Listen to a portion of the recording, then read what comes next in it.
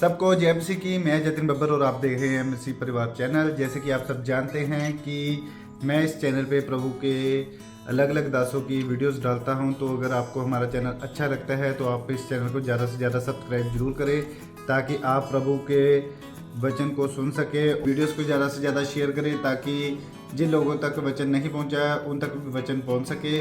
सबको जय मसीह की। एक बार मैं आपसे दोबारा कहूँगा कि इस चैनल को सब्सक्राइब जरूर करें और वीडियोस को ज़्यादा से ज़्यादा शेयर करें। जय मसीह की। आपको समर्पित करना होगा परमेश्वर के सामने।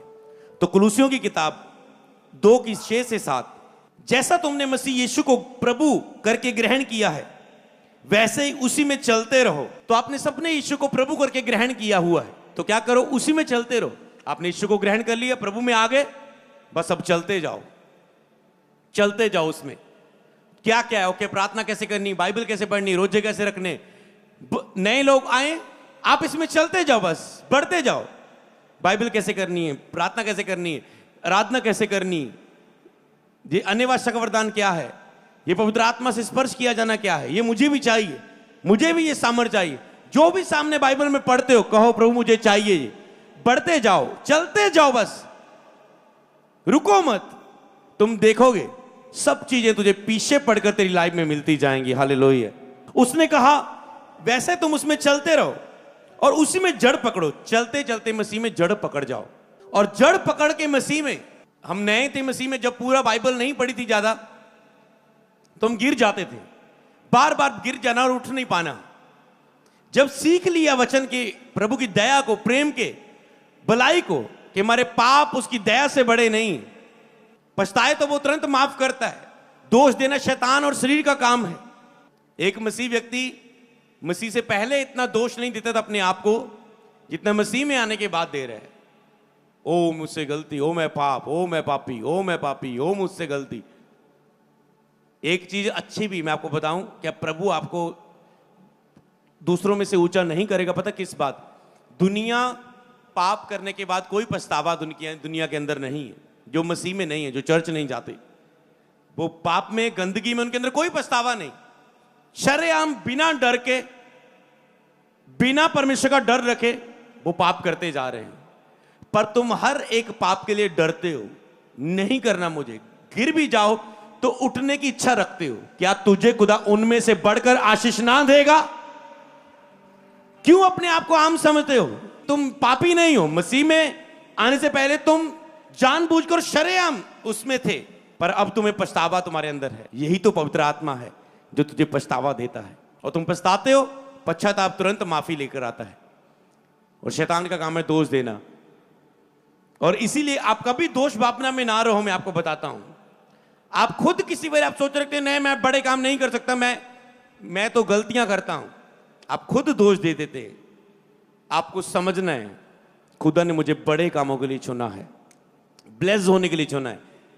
आपकी गलतियां आपको ब्लेस होने से रोक नहीं सकते, आपके पाप रोक नहीं सकते, क्योंकि आपकी धार्मिकता अन्य जातियों से बढ़कर थी, है और रहेगी यीशु मसीह के नाम में। और वो आपको आशीषित करेगा क्योंकि आपके अंदर पछतावा है। तो हम भी ऐसे थे मसीह में आने के बाद, इतना अब बाकी दुख तो खत्म हो गई, ये गिरने का दुख, टेंशन ज्यादा होती थी। पर जैसे उसके अनुग्रह को, दया को, इस चीज को पहचाना, मसीह में जड़ पकड़ी, फिर जब जड़ पकड़ ली, अब शैतान नींव को हिला नहीं पा रहा। बस अब एक ही काम था, वो हम बढ़ रहे थे। तो आपको भी जड़ पकड़नी है, ज्ञान में बढ़ना है, सिद्ध होते जाना है और फिर बढ़ते जाना है। फिर जैसा तुम सिखाए गए हो वैसा ही विश्वास में दृढ़ होते जाओ, अधिक धन्यवाद करते रहो। तो विश्वास में आपको दृढ़ होना है, मजबूत होना है विश्वास में। तो अपनी समझ का सहारा ना लेना, उस पर भरोसा रखना और विश्वास में दृढ़ होके अपने फैसले लेना। कब फैसले लेना? जब विश्वास में दृढ़ हो। विश्वास में दृढ़ होते जाओ, ये होते जाने वाली क्रिया है। ये हमेशा अपने आप को परखो। जब मैं आ रहा था तो परमेश्वर ने कहा कलीसिया को बोल कि इन्हें फिर से अपने आप को बोल, परखो कि तुम विश्वास में दृढ़ता में चल रहे हो या नहीं।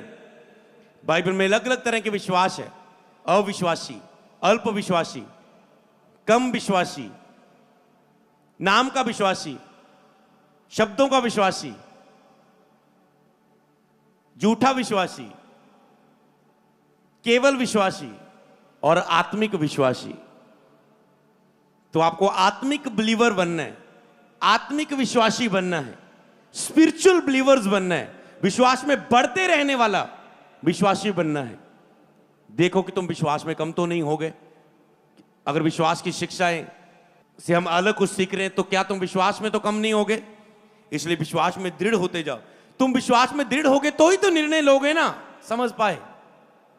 इसलिए निर्णय लेने के लिए भी विश्वास की शिक्षा में आपको दृढ़ होते रहना जरूरी है। अधिकाधिक धन्यवाद किया करो, जो है उसके लिए धन्यवाद करो, खुदा तुझे और देगा।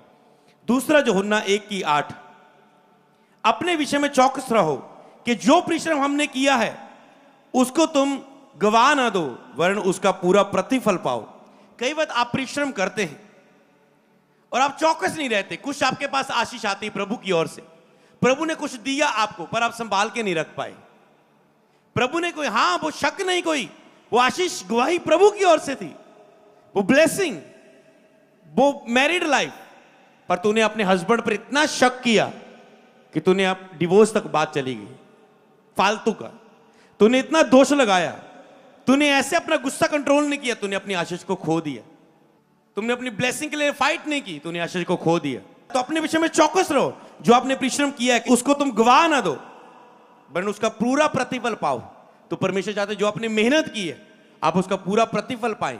कई बार प्रभु आपकी लाइफ में आशीष रखता है, आप विश्वास योग्य हुए, प्रभु ने आपकी लाइफ में आशीष रख दी, आप फॉरेन चले गए। अब आप प्रभु के साथ विश्वास योग्य नहीं रहे, आपने दशमांश बोना बंद कर दिया, आपने चर्च जाने के लिए भूख कम कर दी, आपने लाइव देख के वचन सुनने की भूख कम कर दी, आप फॉरेन में एक काम दो काम इतने घंटे बिजी कर लिए, आप कम हो गए। अब आप विश्वास योग्य नहीं रहे और आप चौकस नहीं रहे अपनी ब्लेसिंग के ऊपर, और आपने जो परिश्रम किया, आपको जो आशीष मिली मसीह में, आपने उसे खो दिया, पर उसका पूरा प्रतिफल आप नहीं ले पाए, समझ पाए? तो वो कहता है पूरा प्रतिफल ले पाओ। दूसरा पत्रस 3:17 और 18, इसलिए हे प्रियो, तुम लोग पहले ही से इन बातों को जानकर चौकस रहो, ताकि अधर्मियों के भ्रम में फंसकर अपनी स्थिरता को कहीं हाथ से खो ना दो। अब अलर्ट रहने वाली बातें मैं आपको बता रहा हूं कि तुम लोग जो पहले ही से इन बातों को जानकर चौकस रहो, कहता पहले से इन बातों को वचन से सीख लो, तुम चौकस रहो, अधर्मी तुझे फंसा ना ले। कई मसीह बिलीवर विश्वास में दृढ़ ना होने के कारण, प्रार्थना वचन उपवास में ना होने के कारण, चौकस ना रहने के कारण अधर्मियों के द्वारा फंसाए गए, अन्य जातियों के द्वारा, गलत लोगों के द्वारा, बुरे लोगों के द्वारा, फेक लोगों के द्वारा फंसाए जाते हैं, टारगेट किए जाते हैं। शैतान उन्हें यूज करता है जो उसके बस में लोग हैं। लेकिन संसार में तुम्हें क्लेश होगा, क्योंकि सारा संसार दुष्ट के बस में, तो शैतान के बस में है संसार, और वो तेरे खिलाफ यूज करते हैं संसार को और तुम्हें फंसा लेता है। और उन लोगों को भी जो मसीह में गिरे हुए, विश्वास योग्य नहीं रहे प्रभु के साथ, उनको भी फेक बिलीवर बनाकर तुम्हारी लाइफ में झूठा विश्वासी बनाकर तुझे धोखा देके चले जाते हैं। और इसीलिए अपनी लाइफ, चाहे वो मैरिज है, चाहे वो बिजनेस है, चाहे वो जॉब है, चाहे वो आत्मिक लाइफ है, चाहे वो स्पिरिचुअल डिसीजन है, खड़े रहो। चाहे वो सेवा में खड़े हो, कोई तुझे गिरा के ना चले जाए, फसला के ना चले जाए, बरमा के ना चला जाए। कहते हैं अधर्मियों के भ्रम में फंसकर अपनी स्थिरता को कहीं हाथ से खो ना दो, अपनी आशीष को हाथ से, जो निर्णय, जो फैसले लिए तूने, कहीं खो ना दो तुझे। पर हमारे प्रभु उद्धारकर्ता यीशु के अनुग्रह पहचान में बढ़ते जाओ। तो नहीं खोनी है तो क्या करना है? यीशु के अनुग्रह में और पहचान में बढ़ते जाओ। जड़ पकड़ी है ना, उसी में चल रहे हैं ना, तो उसकी पहचान में बढ़ते जाओ। जितना तुम परमेश्वर को पहचानोगे उतने तुम पर अनुग्रह होगा। तूने क्षमा करने वाले के रूप में पहचान लिया, तुम क्षमा करके हमेशा बढ़ते जाओगे। दयालु परमेश्वर के रूप में उसे पहचान लिया, तुम हमेशा दया देखोगे। तुमने प्रेमी परमेश्वर के रूप में परमेश्वर को पहचान लिया, मतलब तुम उस प्रकाशन में चल रहे हो, केवल शब्दों से नहीं, प्रभु तू प्रेमी है, नो, तुम उसके प्रेम को पहचान के चल रहे हो, तो तुम्हें वैसा प्रभु आशीष करेगा। तुमने हीलिंग को पहचान लिया, तुम कभी बीमार नहीं होगे। तूने डिलीवरेंस को पहचान लिया, तुम कभी शैतान के द्वारा अटैक नहीं किए जाओगे। तुम्हें परीक्षा से में खड़े रहना सीख लिया, कभी शैतान तुझे परीक्षा में गिरा नहीं पाएगा। जैसे जीसस खड़े रहे। पवित्र आत्मा की सामर्थ्य पता आप कब पाते हैं? जब आप परीक्षा में खड़े रहते हैं। जीसस ने पवित्र आत्मा के सामर्थ्य से कैसे अभिषेक किया गया? जब शैतान ने परीक्षा ली, तो यीशु ने वचन के द्वारा जवाब दिया और परीक्षा में खड़े रहे, इसलिए उसे सामर्थ्य मिली। लोग परीक्षा में गिर जाते हैं और पवित्र आत्मा की सामर्थ्य को नहीं लेते। आपको केवल पवित्र आत्मा से भरना नहीं है, पवित्र आत्मा की सामर्थ्य, दानों वरदानों को ग्रहण करना है और अपनी लाइफ में आशीषित होना है, बढ़ना है, सही निर्णय लेकर स्टैंड होना है, अपनी लाइफ में सफल होना है, अपनी लाइफ में स्टैंड हो। आज खुदा का हाथ आपकी लाइफ में हो, आप हर एक आपके बच्चे लाइफ में स्टैंड करें, स्थिर हो, स्टैब्लिश हो यीशु मसीह के नाम में बोले आमेन। आपको ऐसे समय वेस्ट नहीं करते रहना है, आपको अपनी लाइफ के बिंदु पर स्टैंड होना है, खड़े होना है, ब्लेस्ड होके। ओके, लड़का क्या काम करता है? ये काम करता है।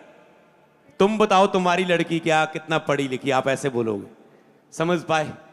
आप स्टैंड होंगे, आप बिचारे नहीं, आप रिजेक्टेड नहीं। फिर बाद में खुदा को ना अलांबा देना, खुदा क्यों नहीं मेरा कुछ हो रहा है?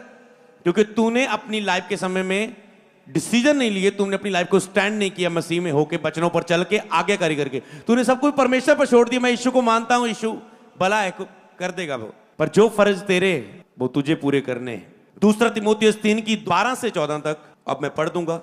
पर जितने मसीह यीशु में भक्ति के साथ जीवन बिताना चाहते हैं वे सताए जाएंगे। याद रखो, आप अगर भक्ति में जीवन जीना चाहते हैं, संसार भक्ति में नहीं है, हो सकता है आप सताव किए जाए अन्य जाति के द्वारा, आपकी फैमिली के द्वारा जो मसीह में नहीं है, या आप भक्ति में चलने के कारण, वचन में खड़े होने के कारण कुछ सताव का आपको सहना पड़े।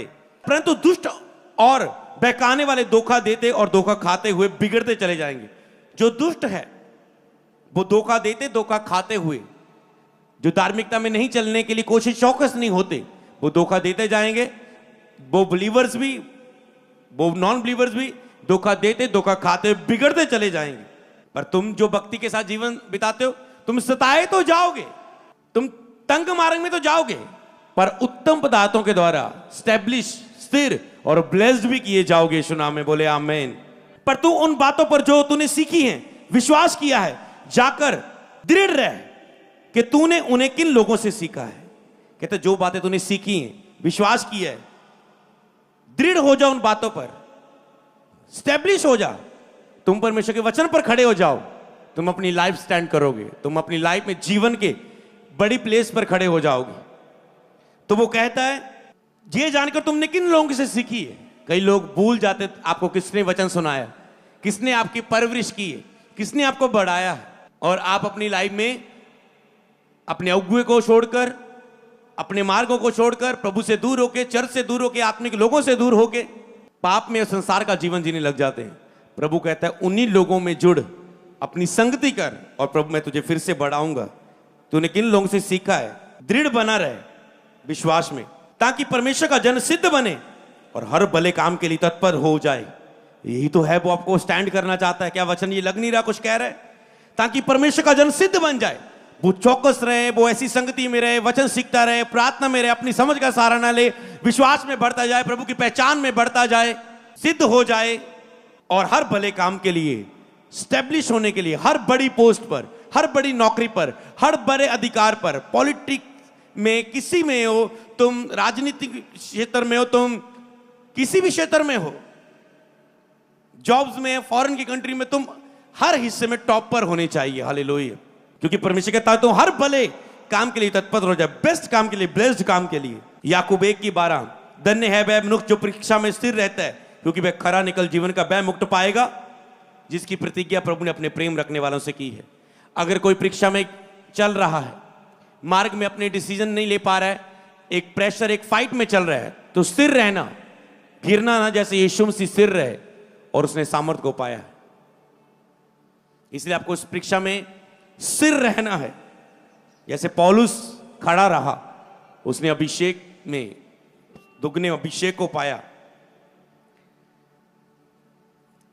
तो स्थिर रहना है और उससे आप निकलकर मुक्त को पाएंगे। कई बार आप परखे जाते हैं, परीक्षाएं आती है आपकी लाइफ में, पर जब आप उन परीक्षाओं में भी खड़े रहते हैं, गिरते नहीं हैं, गिरे हैं तो तुरंत उठ के पहले से भी अधिक प्रभु से प्यार करते हैं और साबित करते हैं कि नहीं प्रभु मैं सीरियस हूं तेरे लिए, गिरा तो था पर देख अब गिरने के बाद तुझसे ज्यादा प्यार करता हूं। क्योंकि उसे पता है कि मैंने इतने पाप किए, अब लगता नहीं प्रभु मुझे 2 महीने, 6 महीने, साल तक दोबारा ग्रहण करेगा। पर प्रभु आपको एक हफ्ते में खड़ा कर देता है और आत्मा से भर देता है। आप कहते हैं ओह मेरा बहुत माफ किया गया है, अब नहीं गलती करूंगा, पहले से बढ़कर प्रेम करूंगा, रूहों को बचाऊंगा, समर्पित जीवन जीऊंगा। आप ऐसा कर सकते हैं। या तो आप गिरने के बाद मिट्टी बन जाएंगे, या तो आप हीरा बन के सामने आओगे खुदा के लिए क्षमा करने के बाद। हालेलुया। चुनाव आप लेते हो, याद रखना। धन्य है जो परीक्षा में खड़ा रहता है, निकल कर मुकुट को पाएगा, स्थिर किया जाएगा। कई लोग हैं जिनकी लाइफ में कुछ नहीं हुआ, पर वो आशा रख के बैठे रहे, छोड़ा नहीं मसीह को, पीछे नहीं हटे, छोड़ा नहीं मसीह को, छोड़ा नहीं सेवा को, क्वेश्चन नहीं किए परमेश्वर के सामने। और एक टाइम को अपना हाथ फिर ऐसा रखा, परीक्षा के बाद स्पीड के साथ बढ़ाना शुरू किया। आज वो हाथ आप पर आ रहा है चर्च। हालेलुया। दूसरा कुरिन्थिया 1:17 से 19 तक। इसलिए मैंने जो ये इच्छा की थी, तो क्या मैंने चंचलता दिखाई? या जो करना चाहता हूं, क्या शरीर के अनुसार करना चाहता हूं कि मैं बात में हां हां भी और ना ना भी करूं? जहां पर पौलुस कह रहा है, कहता है जब मैंने चंचलता नहीं दिखाई, जो भी मैंने किया तुम्हारे बीच, या जो मैंने करना चाहता हूं, क्या शरीर के अनुसार करना चाहता हूं कि मैं हां हां भी ना ना भी करता जाऊं?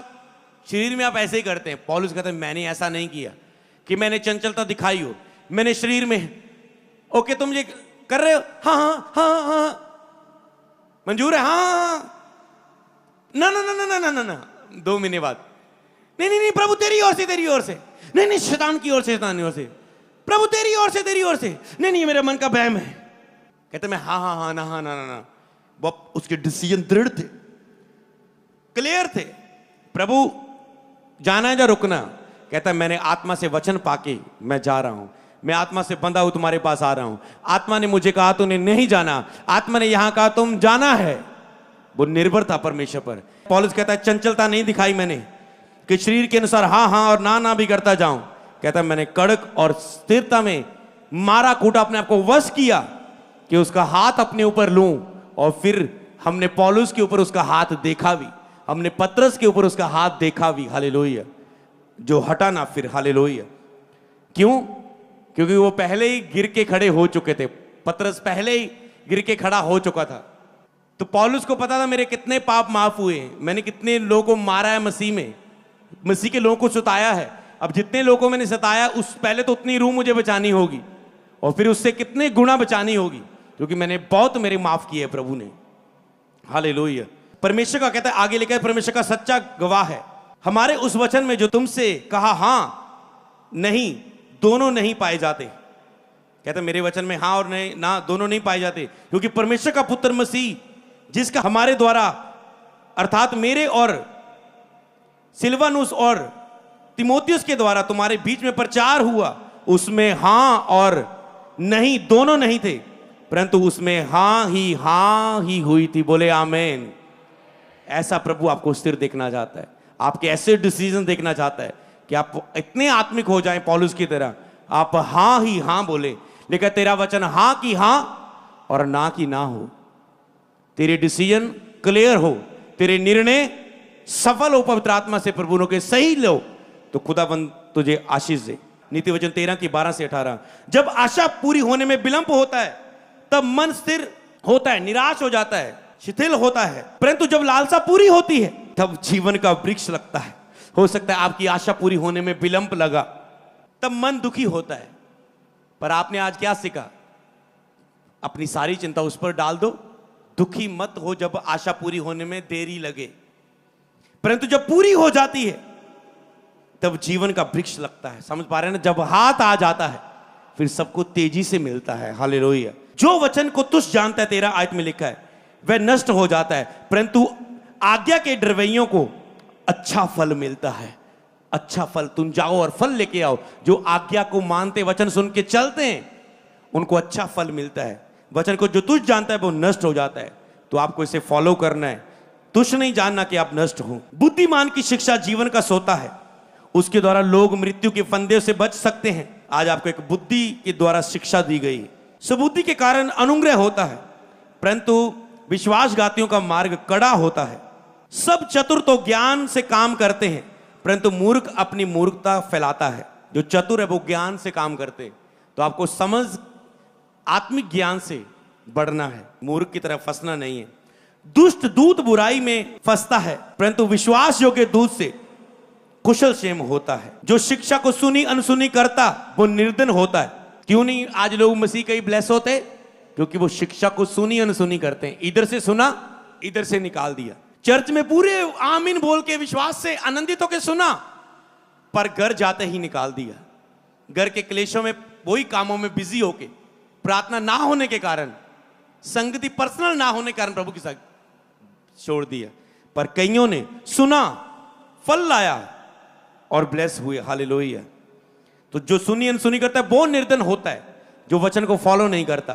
परमेश्वर तो सबको धनी बनाना चाहता है, पर जो उसके वचन को ही सुनो ना, उस पर ना चले, वो निर्धन रहता है। तो याद रखो, निर्धन होना परमेश्वर की ओर से नहीं है।